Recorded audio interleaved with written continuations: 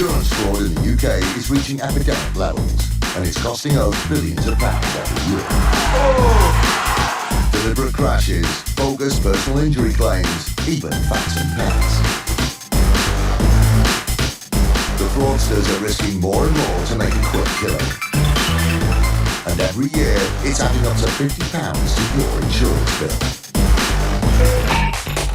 bill. Insurers are fighting back, armed with covert surveillance systems. The subject out the vehicle. Sophisticated data analysis techniques. And highly skilled dedicated police units. Stay where you are! They're catching the criminals red-handed. All those con men, scammers and cheats on the fiddle, now they're caught in the act. And claim and shame.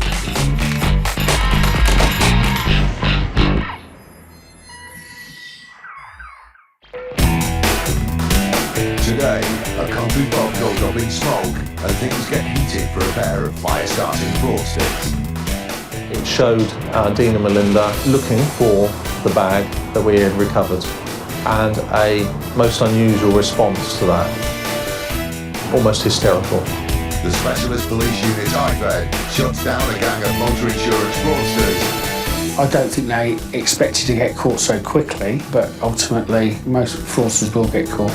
And the conman's elaborate Stag cover story starts to unravel. Despite travelling to Edinburgh for a stag weekend, there was no luggage whatsoever in the minibus.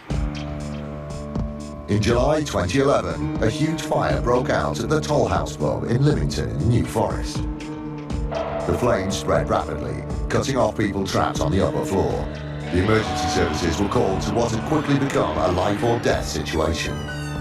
Justin Norris is from Hampshire Police. The fire was in the early hours of the morning, and we attended the scene within 5 minutes of the call from Hampshire Fire and Rescue Service. With the fire threatening to rage out of control, the first priority was to get everyone out safely. Duncan White is a crew manager with Hampshire Fire and Rescue Service who attended the scene.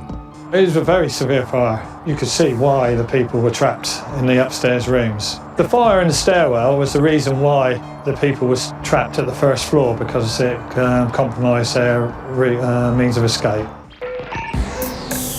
At great risk to their own safety, the fire officers entered the building and managed to get everyone out, undoubtedly saving their lives.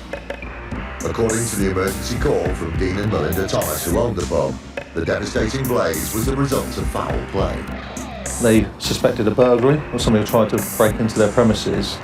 We started to treat it as a scene of a crime. The fire was so intense, it was a miracle that no one had been seriously hurt. The whole pub was completely 100% smoke damaged. With the blaze finally out, the police began their investigation by talking to the owners about the events of that night, in particular the suspected burglary. Dean had been awoken, had come downstairs, having heard a noise of smashing glass, looked around the premises, didn't find anything to start with, went back upstairs. Within half an hour, the fire alarms had gone off. He then alerted the rest of the people in the house, and he discovered a fire downstairs. Dean Thomas believed that the burglar was after the pub's takings. He reported that some money had been stolen from downstairs, and that they had tried to cover their tracks by causing this fire. However, there was a fundamental problem with his version of events. It's highly unusual for a burglar to break into a premise and to set fire to it without any other motive or reason to do so. Dean's story simply didn't ring true, and suspicions were immediately aroused. The police examined the scene of the fire for further evidence, starting with the smashed window, which, according to Dean, was the burglar's entry point. You couldn't have possibly got into the premises without disturbing the glass fragments on this windowsill. They weren't disturbed at all. Their next discovery threw even more doubt on Dean's story. We found a petrol can that was recovered from in an outhouse that had been concealed behind some items, behind a case, which was unusual as well. This tied in with evidence from the fire officers who'd fought the blaze. In a normal domestic fire, it's a grey smoke, but this was a very black smoke. The colour of the smoke and the discovery of the hidden petrol can seemed to indicate that the fire had been fuelled by an accelerant such as petrol. Dean's story was unravelling fast, and the police looked into the couple's finances as a possible motivation for arson. It became really apparent quite quickly that Thomases were in significant debt. Evidence was mounting on all sides that the fire had been deliberately started by the Thomases for an insurance payout, but conclusive proof was lacking until a chance discovery in the grounds of the property. We recover a bag of clothing. We don't know whose clothing this is, but we discover it's outer clothing, sort of tracksuit bottoms and a top, and some domestic gloves. We didn't know why it was there, we didn't know whose it was, but we suspected it was something to do with the fire. Sensing a chance to catch the culprits red-handed, the police set up surveillance of the area with a hidden camera. We thought that whoever put the bag there might come back to the scene to try and recover it, to dispose of it, because we believed at the time this was the bag of clothing that had been used to start the fire. Unlike fraudsters, the camera never lies, and the surveillance footage meant that Dean Thomas's story went up in smoke. It showed Dean and Melinda looking for the bag that we had recovered, and a most unusual response to that.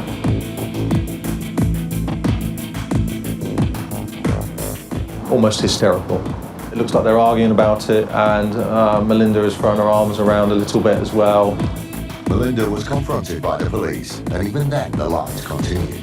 She said in an interview to us that the reason why she reacted that way was because she believed police officers had disturbed the grave of her dog.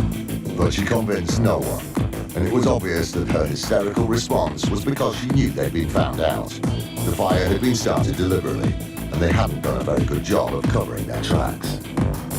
It was quite clear that the motive was financial. They had wanted to get out of the contract with the brewery, whose premises as it was, and already done that, already asked to do that prior to the fire taking place. The case eventually reached court, but despite the weight of evidence against them, unbelievably, the couple maintained their innocence. During the trial, they pleaded not guilty, and it was a jury that convicted them. Dean Thomas was sentenced to 6 years in prison, and Melinda Thomas was sentenced to 3 years in prison. Not only had they been driven by greed, but worse, they'd endangered the lives of the people in the pub and the firefighters who put out the fire. The heavy sentences reflected the seriousness of their crime. Unfortunately for them, unfortunately for everyone else, the truth came out and we found out what happened in the end.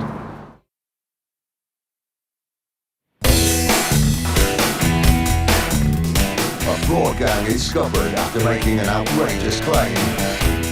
To put a claim in on a vehicle that they were driving and or involved with that did not have damage consistent to what's been portrayed is rather foolish. And its insurance company in one corner, fake Olympic boxer in the other. It's not untypical of insurance fraudsters to have aliases. I guess what's surprising in this case is that he sought to bring such attention to himself. Combating the ever-increasing threat of insurance fraud is an elite police squad known as IFED, the Insurance Fraud Enforcement Department. IFED is a 35-strong unit that works tirelessly to hunt down and prosecute insurance fraudsters wherever they may be throughout England and Wales. From now on, fraudsters need to watch their back. In only 18 months, we've arrested over 300 people. We will start to see a reduction in the insurance fraud in this country, which is ultimately what we're aiming for. It's highly likely now, if you commit any insurance fraud, you will get caught.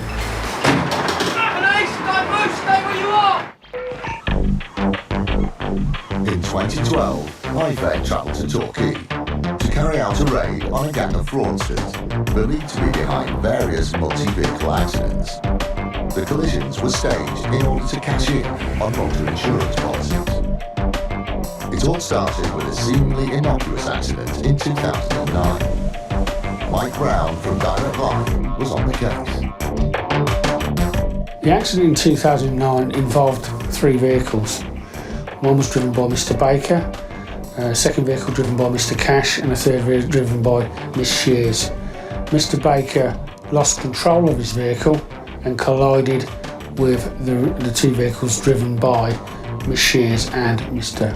Cash. At that stage, there was nothing to suggest fraud. No suspicious circumstances surrounding that claim. It entered the claims process and the claims were eventually settled for all 3 vehicles. DC Kate Sidley from IFED also worked on the case. Claims were going in for personal injury, damage to cars, damage to property within the cars, loss of earnings, hire vehicles, whatever basically they could put a claim in for, they were putting a claim in. In total, all three claims were settled for approximately £15,000. And there the matter would have rested, had it not been for another accident 2 years later. Striking similarities to the claim from 2009 led to an investigation being launched. Mr Baker appeared to be the offending driver on both occasions. There was 3 vehicles again involved. All parties knew each other, raised concerns. All those involved in the accidents were linked and alarm bells started to ring. The cars from the second accident were then examined by an expert employed by the insurers. The crash investigator basically said how they're saying the accident happened didn't match up with the damage to the vehicles. So in his opinion, it was unlikely that it actually took place. To put a claim in on a vehicle that they were driving and or involved with that did not have damage consistent to what's being portrayed is rather foolish. They'd made a big mistake, and this alerted the insurers to other aspects of the claim which raised suspicions, not least the huge amount of money involved. In total, £80,000 was the amount of claims that would have been paid if we had not have intervened. That intervention came in the form of an early morning IFED raid. The team started with a visit to Jonathan Baker, the man who'd driven into the back of the other vehicles in both the accidents. It was 6:30 in the morning when the IFED team arrived at the address. The father of the suspect came out to meet them and wanted to know what was going on. I'm from the City of London Police. It's my ID, sir. We're looking for Mr. Jonathan Baker. What's this for? We want to speak to him in connection to an insurance fraud that we believe he's involved in. That's all the detail I can give you, sir. Right. Okay. I can speak to him more about it, but I can't yourself. I take it you are, sorry, you're his father? I'm father, yeah. Okay. Yes, he is. He's in bed and he doesn't need to be disturbed at the moment. Well, we need to speak to him, sir. He revealed that his son was in, and Baker eventually came to talk to IFED. I understand you're off work at the moment. That's right, yeah. Okay, we need to speak to you today. Okay. We need to take you to Torquay and interview you in relation to a matter that's been referred to us. Right. In relation to what we suspect is insurance fraud dating back to January of last year. Right, okay. Okay. That's it, basically. Yeah, Jonathan Baker, you're under arrest, 7 o'clock, okay? You have standing name, if you're not mentioned in the question, subject to unimportant. If you can do some giving evidence, okay? He was taken down to the local police station for further questioning. All right, mate, just take a seat in there behind the passenger seat, please. While the IFED team was travelling to their next raid location, they got some good news from the station. He's just been booked in and just been put in a cell. He just came out with it, indicated that he knew what it was all about and said that he didn't see any point in lying about any involvement. So I don't know what he's going to say on the interview. We obviously didn't question him any further. But he asked if we were picking up any of the others that were involved, was his exact words. So what exactly that means, I don't know. It was the breakthrough the case needed. Although the raid had started well, there were still 2 crucial arrests to make, and the team had to stay focused. When they arrived at the next address, they immediately knew they were at the right place, because parked outside was a vehicle that was central to the case. Oh, his car's there. That Mazda is pretty much what it's all about. There's a bright green Mazda RX-7, which had been modified at the garage. It won numerous awards for the modifications to it and was on the front of several magazines. The car belonged to Carter Oram, the man involved in the second crash. IFED believed that this had been deliberately staged to fund expensive modification work on his Mazda. Despite the presence of his car, the suspect believed to be at the second location wasn't Carter Oram. It was a man thought to have allowed his details to be used for one of the fraudulent insurance claims. The team secured the exits and prepared to enter through the main door. We're in. After they'd identified themselves, the suspect cooperated by letting them in. Firstly, okay, I need to speak to you today regarding an allegation that's been made where it's alleged that you're involved in a conspiracy to defraud insurance companies. Right? Hear me out, yeah? Okay, so in relation to that offence and that allegation, I'm arresting you on suspicion of conspiracy to defraud. I'm going to be looking to interview you later on this morning. Although he wasn't one of the the ringleaders, a search of the property revealed that he was involved in more than just suspected insurance fraud. A number of things were seized there, including the cultivation of cannabis, which the local police dealt with. How many plants you got? 9. I'm further arresting you on suspicion of cultivation of cannabis. I'm fucking scared now. It's all right. I don't like dealing with people on the street because I smoke weed like I've got my own bombs. I just sit in here and smoke weed.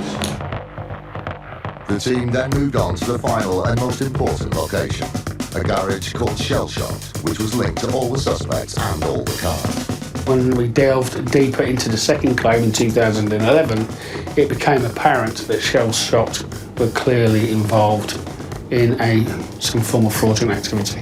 The whole fraud centred around this main garage, Shell Shocked, and all the vehicles either were from there or passed through there, but were borrowed and used in the contrived accidents and then done up and returned to their rightful owners or paid for by the insurance companies to be repaired. Shell Shocked was owned by Carter Oram, the owner of the Mazda, and Richard Cash. Both of these men were directly involved in the induced collisions. And it was here that the IFED team hoped to apprehend their final suspect, Carter Oram. This is Jared. Hello, mate. I'm Mark Fraudster from the City London Police, okay, Insurance Fraud Enforcement Department. Right. Okay. I need to speak to you about an allegation that's been made, okay, where the allegation is that you have conspired with others to defraud the insurance company, all right, namely the RBS, all right? So in relation to that, okay, I'm going to have to arrest you, okay? You don't have to say anything, but it may harm your defence if you do not mention, when questioned, something which you later rely on in court. Okay. Anything you do say may be given evidence. And that's in relation, like I say, conspiracy to defraud, okay? We'll have to take you away now, okay? Is your boss here, or are you in charge, or whatever? I'm in charge, yeah. Their hunch that he'd be at work paid off, and he was taken away for further questioning. Right, let's stick you in the cage, mate. And we'll take you back to Torquay. All right, jump in. The team had made 3 arrests and recovered a wealth of evidence, but the complexity of the fraud meant that there were still people to track down. The other suspects were arrested later on in Devon, and one suspect attended Bishopsgate Police Station voluntarily. IFED's swift action ensured that the scam was shut down before the fraud could get any bigger. By April 2013, IFED had collected enough evidence to bring the main players to justice. Baker was sent down for 6 months, and Richard Cash for 14. Carter Oram received a 6-month jail term suspended for 12 months. Jennifer Shears, for her involvement in the first crash, was handed a 2-month prison sentence, suspended for 12 months. Direct line groups has a zero tolerance to fraudulent insurance activity. I don't think they expected to get caught so quickly, but ultimately most fraudsters will get caught. In 2012, Olympic fever was everywhere. For athletes who'd been chosen to represent their countries, this was the fulfillment of a long-held ambition. This was especially true for one young Afghani man living in West London. Against all the odds, Daz Siddiqui had made the Afghan boxing squad, and his inspirational story was starting to gain attention.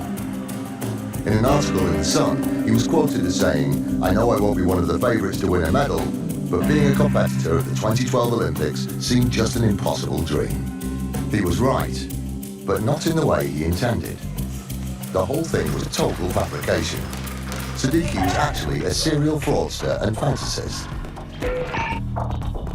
Tom Gardner from Aviva worked on the case. It's not untypical of insurance fraudsters to have aliases. I guess what's surprising in this case is that he sought to bring such attention to himself. In truth, Daz Siddiqui was a conman who lived in a fantasy world.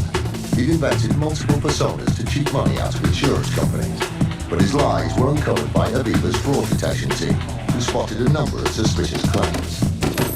We were able to identify matches between addresses and bank accounts, which originally alerted us to the fraud. And as we investigated that further, we were able to unravel the full scale of his fraud. He'd set up a web of fake identities. Majid Siddiqui went by a number of aliases, including Daz Siddiq, Owen Hart, and Kevin Heartbreak. But Siddiqui's fraud went much further than just inventing fake names. DC John Hurley from the City of London's Police Insurance Fraud Enforcement Department also worked on the case. He tried to cover his tracks to some extent by changing his name regularly, by deed poll. In a 2-year period, he had anything up to 6 to 8 names. In fact, I imagine that he has got one name that he keeps to himself, but he's been known by so many different names that perhaps only he will ever know what his real name is. But he didn't stop at fake identities. His financial arrangements revealed a web of lies too. In total, we were able to identify 23 bank accounts. The bank accounts were used in the first place to obtain insurance under bogus names and addresses, and then also later to receive payments from claims. Siddiqui was committing fraud on a massive scale. So in total, we're aware of 46 claims which were presented for bogus injuries, which on a full liability basis would have had a value of about £500,000. Siddiqui's fraudulent claims primarily involved car accidents that had never happened, with multiple occupants who never existed. He would then claim for car repair costs and personal injury compensation. Mr. Siddiqui was not terribly sophisticated. He created a company that handled all these claims, but foolishly or otherwise, claimed that company was storing the vehicles, and he would also make personal injury claims and rent vehicles. And so to people who've worked in insurance fraud for a number of years, these things stick out. Once they'd collected all the evidence they could, the insurers handed over their findings to IFED to take the investigation to the next stage. There's some things they can't do and that police officers have to do, including tracing him through his bank accounts and through names and aliases that he'd given. Once we'd traced all these activities and put them together through mobile phone records and bank account details, it was just really a question of catching him in and making sure that he was caught red-handed, as the expression goes. By now, there was enough evidence to move in and arrest him. On the day of the raid, when we went in, he was watching the TV. And one of the things that was strangest to us is that amongst his various aliases and his various guises, he'd said that he was an Olympic boxer. And he was actually watching the Olympics when we came in, but it was the rowing. So we asked him about that. You know, aren't you supposed to be boxing for the country? And he said, oh yes, he'd injured himself. So he couldn't even be straight with us at that stage, even there standing in his pants. The IFED team was able to collect a wealth of evidence. Surrounding him were the tools of his trade. His mobile phones with post-it notes on them in all the different names, so that if that phone went off, he'd instantly know who he was supposed to be. With so many personas, it was hard for Siddiqui to keep track of who had put in what claim. The case proceeded to court, and Siddiqui was brought to justice. He was charged with 11 counts of false representation under the Fraud Act, and also 1 count of holding a fake national ID card. Perhaps realising that for once he should tell the truth, Siddiqui pleaded guilty. He got 18 months, which, considering he'd spent 2 years actually doing the crimes, he had at least 18 months to regret it. His elaborate fantasy existence had finally been brought to an end, and he had no one to blame but himself, whoever that was. I do wonder at the end of it, who actually knows the real Daz Siddiqui? Things you expect on a stag night. To get a bit drunk, and maybe round the evening off with a sing-song. One thing you don't expect is whiplash, but that's just what happened on Stephen Paul's stag do.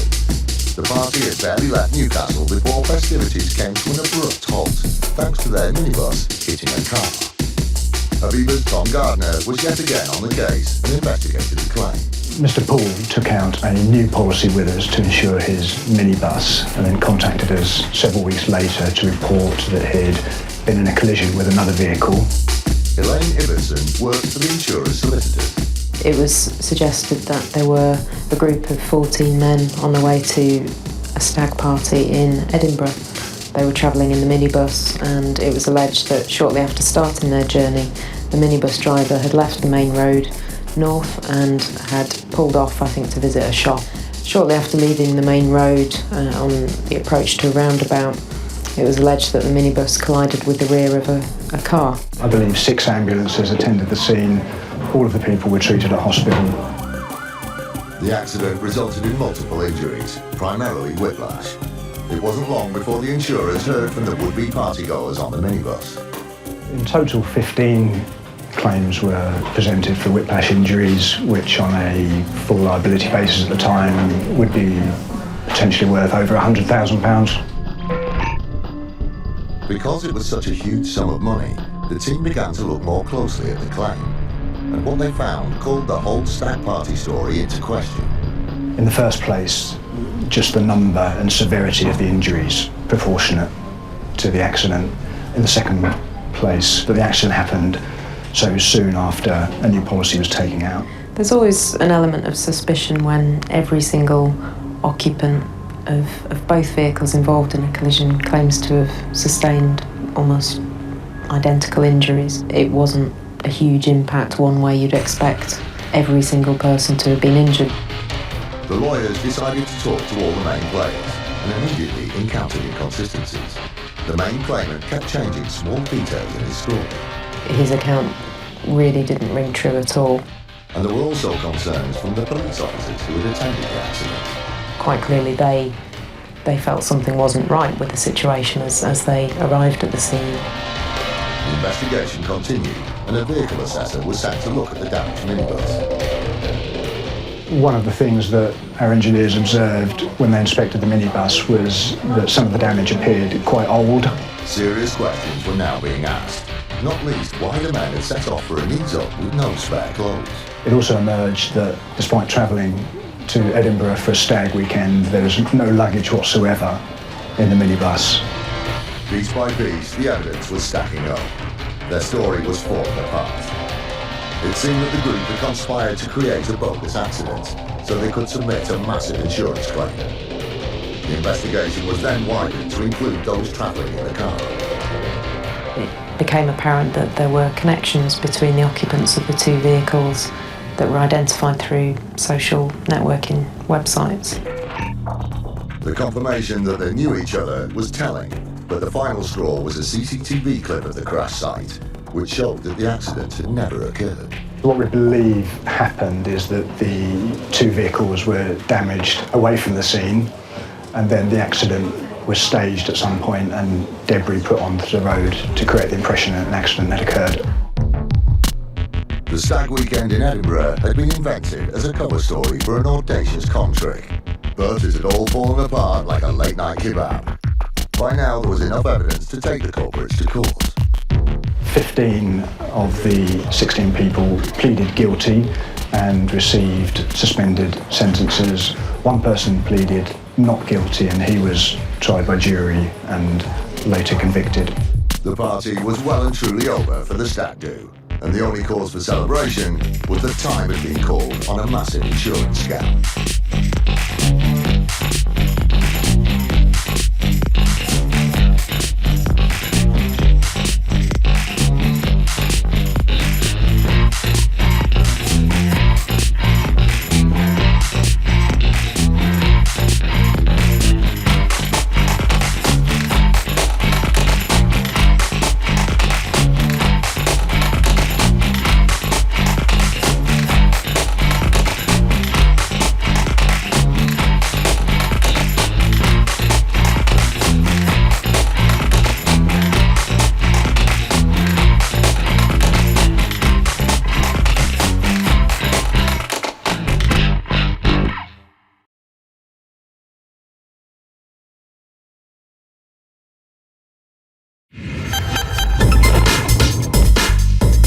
Insurance fraud in the UK is reaching epidemic levels, and it's costing us billions of pounds every year.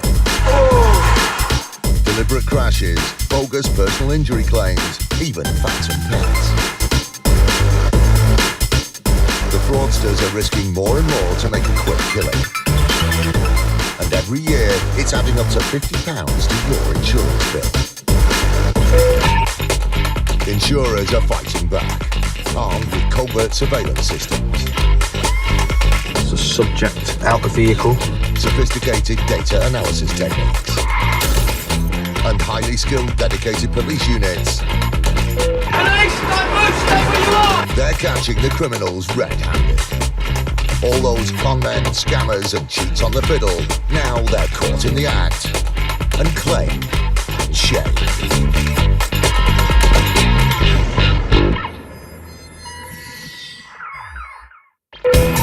Today, CCTV catches out a fraudster trying to claim a huge payout for an accident that never happened. It just makes you think, well, this is a clear fabrication.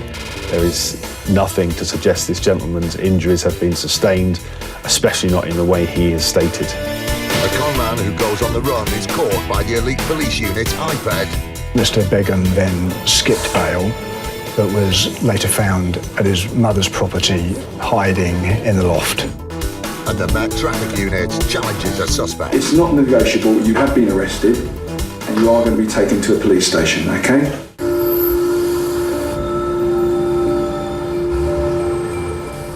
We Brits love a bus ride. We take around 5 billion bus journeys every year.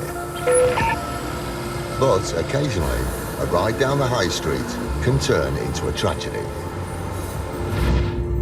Lee Ingram of the Transportation Claims Division of First Group worked on the case of a minor collision which had been filmed by the outward-looking onboard camera.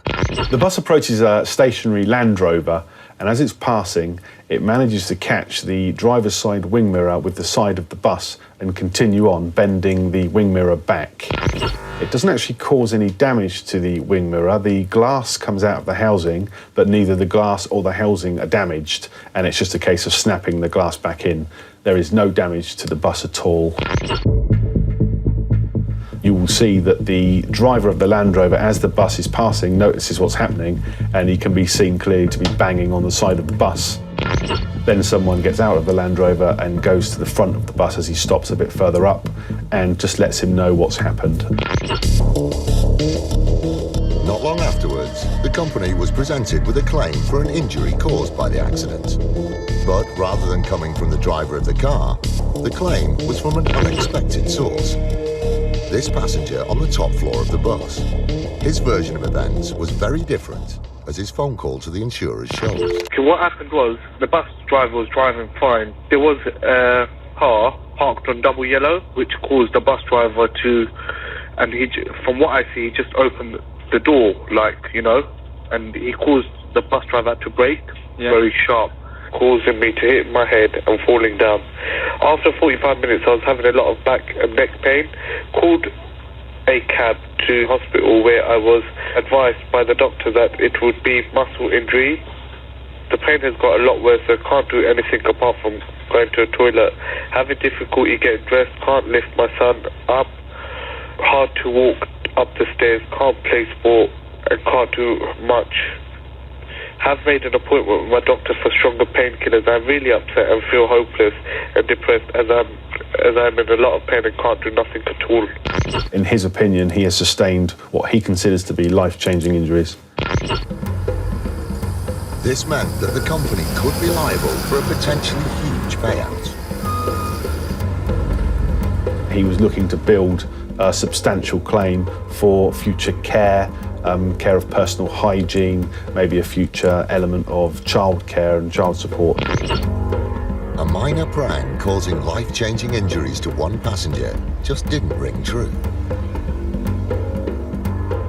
A full-scale investigation was launched by Lee's team, and the CCTV from inside the bus was reviewed. It proved to be the killer piece of evidence.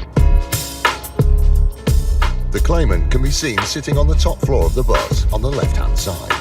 When I first saw this footage of the passenger in question, I did review the footage on several occasions because I thought I must have missed the incident he's referring to. But he hadn't. The reaction of the passengers looking out of the windows shows the exact moment of impact. At the same time, the other camera shows exactly what happened to the claimant. Nothing. The gentleman who is making this claim does not at any stage fall to the floor.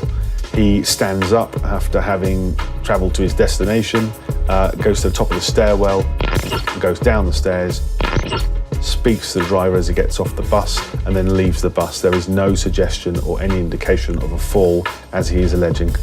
The pictures confirmed what they'd suspected all along, that he'd never been injured, and his claim was a work of fiction. It just makes you think, well, this is a clear fabrication. There is nothing to suggest this gentleman's injuries have been sustained, especially not in the way he has stated. The video evidence revealed that his story was a complete lie. But as it turned out, the passenger would have found it difficult to pursue his claim. As the damage to the Range Rover was negligible and the damage to the bus was non-existent, neither the Range Rover insurers or First Group were claiming off of each other. So you had a case where no one was admitting liability. The gentleman in question wasn't sure who he could make a claim off of, and I expect when he thought about whether his injuries were genuine or not, he decided there was really no one to pursue this claim against and he wasn't prepared to risk it. It was clear that there was no case to answer, and the claimant was never heard from again. The Met Traffic Unit are executing a raid on an accident management company where not everything is as it seems. You don't work here, do you? No, but I do look after the police. Okay, well that's not what you said earlier, so do you want to wait inside? And an attempted motor insurance fraud is stopped in its tracks. When it's so clear, as on these particular occasions, it makes our job very, very easy. The Met Traffic Unit is headed up by DI Dave Hindmarsh. With a growing number of organised gangs using London's roads as their hunting ground, DI Hindmarsh and his team are committed to slashing car crime. We search for people who are wanted for serious offences. My team have made 300 arrests in the last 2.5 years, which is around about 50 operations. Every one of those operations will have resulted in a prosecution. Their aim is to make our roads as safe as possible. You have the most serious types of cash for crash, which is the induced collision. And this is primarily where gang members, because it is organised criminal gangs involved in this, who will go out onto the roads with 2 cars. They'll drive in tandem looking for their victim. They'll position themselves in front, and then the decoy car, which will be the lead car, will brake hard. That gives the middle car, the one that they want to be damaged, a reason to brake, catch their victim out, and they'll run into the back. And that is a typical cash for crash scenario. The insurance industry have estimated that it costs them somewhere in the range of £392 million per year, but I think it's probably bigger than that. It is an extremely dangerous way of earning some money because you are putting innocent members of the public at risk. Intelligence has led DI Dave Hindmarsh and his team to the home of a suspect thought to be connected to a case of crash for cash. We're just on our way to execute a search warrant of an address on a person that we believe has been involved in at least 2 induced collisions. The intelligence we have is this person's had 2 crashes, all with similar circumstances, within the last year, and there's some evidence that suspect us to believe that he's been putting through false claims. So we're just arriving now. The team are out at the break of dawn, so they can maintain the element of surprise. As they approach the house, they cover all exits. Kitchen lights on, Roger. Is the police? Yes, please. Good morning, I'm DC Roger Crawley from the Metropolitan Police Specialist Crimes Operation. I'd like to speak to you about 2 induced collisions that occurred last year. Accidents in which I believe you were involved and which I believe were deliberately staged. I'd like to come and speak to you. I've got a search warrant here to search your premises. The team is let into the house and they explain what's going to happen. Okay. What we're going to be searching for is documentation in relation to that collision, passports, any other documentation, mobile phones that may assist me with my investigation. One thing I don't understand, like you are here to investigate either the accident being caused deliberately. That's right. Okay, that's what you are here for. That's right. I suspect they are deliberately staged accidents. Okay, well, I am driving since 8 years in this country and I've never ever been involved in any accident except these 2 accidents which happened last year. After initially querying the situation, the suspect finally indicates where they can find the documentation they need. There are a set of documents over there, you can have a look, okay, to all the documents. As far as the accident concerned, of course, I drive on the road. My suggestion now is he's arrested. The team confer and make the decision to arrest the suspect. Okay, you're under arrest, you do not have to say anything, but it may harm the defence if you do not mention one question, something which you later on in court, and you say they give evidence, you understand that? This doesn't make any sense to me. A formal interview will take place at the police station, but the suspect wants to discuss the allegations there and then. Why I'm being arrested for something which is not I done? You will be given your opportunity when we get down to the police station and I'll interview you to give your version of events. And if you wish to tell me all about The team needs to avoid a long discussion, so they're not wasting valuable time. it's not negotiable. You have been arrested and you are going to be taken to a police station, okay? Well, I don't understand. Okay, you can take me to the police station, I don't mind, because I know I'm right, so I don't need to scare of anything. Listen to me. The officer explained why you've been arrested, okay? You will be going to a police station, so you might as well just sit there until we finish doing the search. We'll take you down to the police station, then everything will be explained to you fully. Unexpectedly, okay? And you'll be the suspect then questions whether they are who they say they your are. account. Really? We've showed you our warrant cards. I've showed you my warrant card. Do you want to see it again? I'll show it to you again. But you're arresting me with something I never done. It's probably best if you just be quiet. It seems like the suspect is using delaying tactics, and the interruption means that over 20 minutes have passed before the search finally gets underway. We've entered the premises using the search warrant.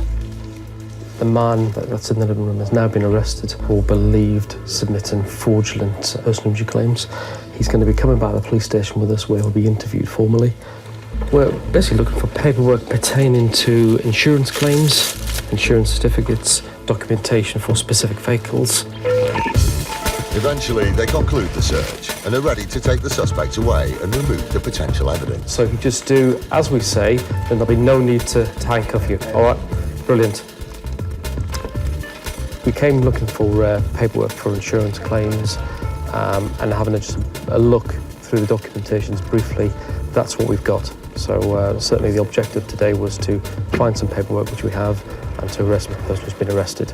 So I think the objective has been complete. According to one phone company, 700,000 mobiles are lost or stolen every year. Luckily, most gadgets are covered by household insurance. But with so many claims in the system, it's easy to believe that some fraudulent ones could slip through unnoticed. At least that's what Faisal Begum thought. He submitted multiple claims from people who didn't exist. Tom Gardner from Aviva worked on the case. In the first place, our systems created an alert. The alert was produced because Begum had submitted two similar claims close together. Although he'd used different names, the claims handlers identified a match in other personal details. An investigation was launched, and recordings of the phone calls from the two similar claims were retrieved. What they found confirmed their suspicions. When they listened to calls, it was quite clear that there were a number of claims being reported by the same person. How can I help? It's William Daniels here. I'm calling regarding the settlement of my claim. Have you got your claim number there, sir? Yes, it's 11 Mike Hotel Oscar 015344. And if you could just confirm for me your full name. Yes, it's Mr. Fabiano Feria. If I could take your policy number. It's Mike Hotel Oscar 0511 40518. The claims handlers passed on their findings to Aviva's claims fraud intelligence team. The voice of Mr. Begum was very distinctive, so you could tell it was the same person in each call. In the phone calls from the increasingly familiar voice, the caller also noted a keen interest in the exact terms and conditions of the policies. The other question I have, in the policy, theft from unattended road vehicles, does that mean if somebody breaks into a car and steals something, that the limit would be 1,500? That's right, yeah. Because I've reported a claim yesterday. Right. The items that were stolen are over that limit. The concern was that these two claims were the tip of the iceberg. And so it proved when the investigation turned up an additional 20 household insurance claims, which were very similar to the first two. Although most of the claims originated from Walsall, proving further links was a challenge. All of the names and addresses were different, so it's difficult to show that it was one person behind these. They went back to the calls from these cases too, they provided damning evidence. Listening to the call recordings, it was quite clear that this was the same gentleman involved. So we could try and link all 20 cases. It was obvious that they'd uncovered a complex web of fake identities, all invented by one man. The people supposedly making the claims didn't exist. Mr. Begum, or Alexander Brazil and Dr. Shah, as he was also known, submitted over 22 claims in total within a period of several months. Another giveaway was that the claims were all very similar. Typically his claims were for mobile devices, tablets and laptops, which he claimed had been left at takeaways or stolen on trains. The claims were generally supported by a lot of documentation, but our investigations revealed that most of those were faked or fraudulent. Each claim was typically for several £1,000s. In total, he submitted 22 claims with a value of over £50,000. All the evidence pointed to fraud on a massive scale, and the company contacted the Insurance Fraud Enforcement Department. The IFED team had initially been investigating Begum because of another lead, and it appeared that his fanciful storytelling had moved up a gear. DS Craig Mullish worked on the case. He reported that his son was very violently robbed at one of the London railway stations that needed medical treatment. The allegations made were investigated by the British Transport Police, and it very quickly came to light that the story that we were told was not accurate and alarm bells were ringing. This led the IFED team to work with Aviva to investigate other insurance claims made by Faisal Begum. They revealed evidence of a pattern of fraudulent behaviour, and they decided to take action. They obtained a warrant for Mr. Begum's arrest and carried out a raid on his property. There was no cooperation and we had to force entry. Aviva wasn't expecting to hear from him again, but several days later he got in contact. Astonishingly, telephoned Aviva again to make a claim for the damage to his front door that IFED had caused whilst raiding the property. Basically, our front door was damaged. There was a law enforcement agency who forced entry into our property for something which I don't know. Despite the fact that the door had been broken as a result of his fraudulent behaviour, he still thought he deserved a payout. I think the fact that Mr. Begum actually claimed for the damage to his door just showed the audacity of the fraud. There really is no bounds to what this man will do to submit and claim fraudulent monies from the insurance companies. But the insurer was onto him, and the claim went nowhere. At this point, Faisal Begum finally realised that the game was up, and he went on the run. Unfortunately for him, he made a poor choice of hiding place. Mr. Begum then skipped bail, but was later found at his mother's property, hiding in the loft.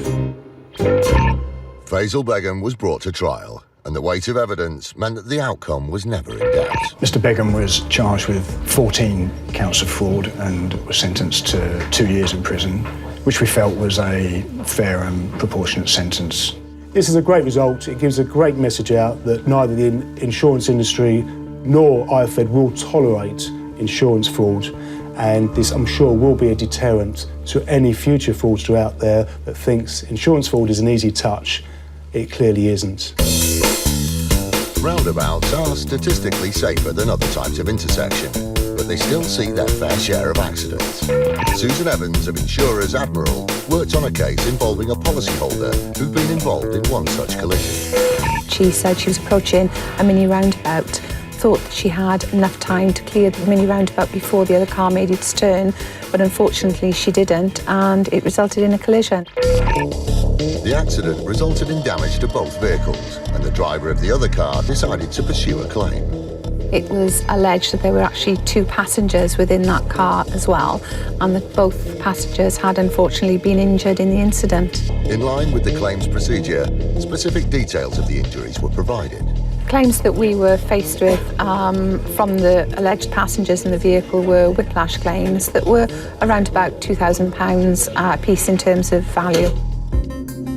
But the collision took place here, on a bustling high street during the day, which means one thing: eyewitnesses. One actually came forward and said that they were adamant that there was no passengers in the vehicle that our policyholder had collided with.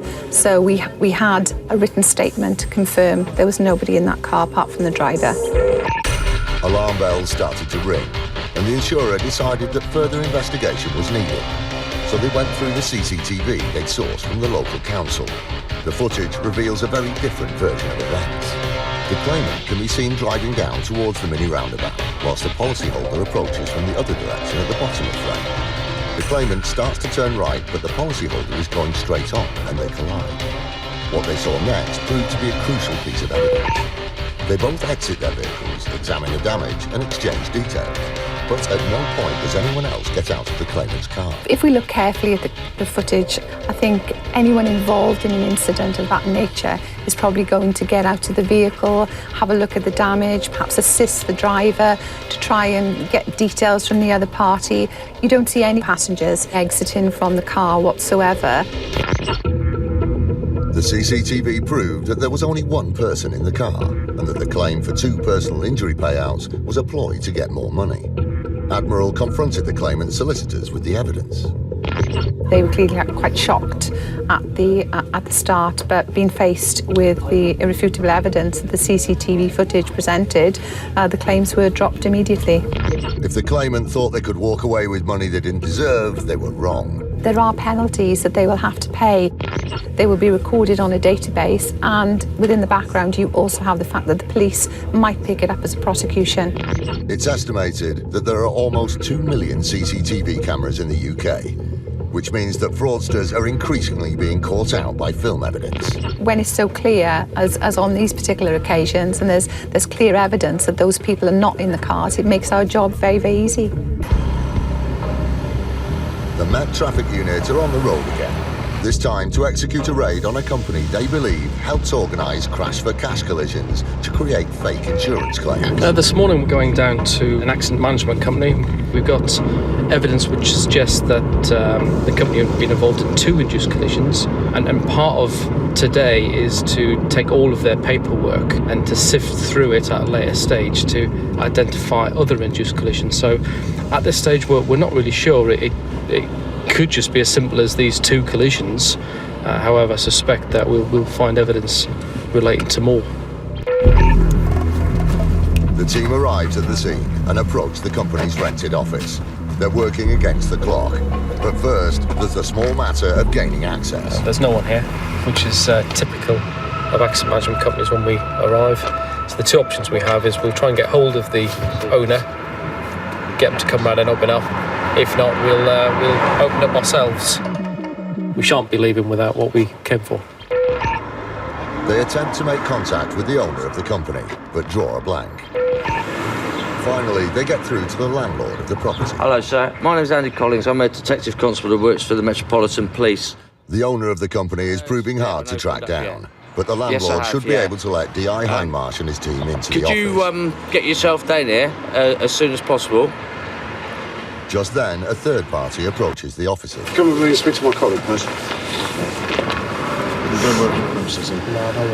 I'm just wondering how you've suddenly turned up, that's all. I'm wondering how you've just suddenly appeared. No, because like yesterday I was at the office. Yeah. He claims not to be an employee, but has come to pick up some paperwork.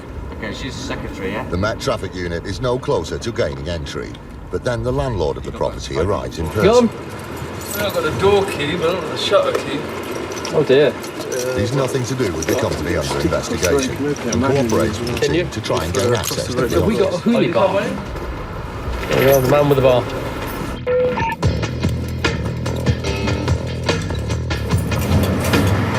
Eventually, the landlord finds a shortcut. Seriously? I said to him. And finally, they're in. Thank you. The search is interrupted by the man they first spoke to on the street. He's followed them into the office. Wait, if you want to wait outside, you don't work here, do you? No, but I do look after the police. Okay, well that's not what you said earlier, so do you want to wait outside? You said you came here to collect papers from the business. Yeah. No, you just wait outside, yeah? Okay. At last, they're able to search the company office in earnest. Although the team is investigating a small number of specific incidents, they suspect that the company is connected to more, and they hope to find evidence of this. Well, we're just going through all the desks in here looking for fraudulent motor insurance claims. We have certain collisions, accidents that we know about that have happened that we will need the paperwork for. Hopefully we'll find them when we go through it more thoroughly, but at this stage we can take everything, then we can investigate the claims and see if they may be suspect as well. Before long, the team makes an interesting discovery. Some stuff has been found in the bin over there with some dates from an insurance company that's written to this company questioning some claims that have been made, and that's ended up in the bin. So we'll have to look at that and see what their concerns were, speak with that insurance company and obviously investigate that collision as well. You find things that you're looking for, and it's just like putting together a jigsaw really, I suppose. As the potential evidence is bagged and recorded, another discovery is made. The guy that turned up first thing this morning that was denying actually working here. This is actually his desk, he's admitted now. So he does actually work here. It's not just paperwork that the team is after. The company's computer equipment will be examined too. The accident management company is now closed because we've taken away their computers and all their documentation, so it'll be difficult for them to continue practicing. In relation to further inquiries to this matter, it's an ongoing investigation, and there is likely that we'll be looking to execute further search warrants and hopefully discover more evidence of any wrongdoing. The Met Traffic Unit is dedicated to making our roads as safe as possible, and every fraudster they take down moves them one step closer to that goal.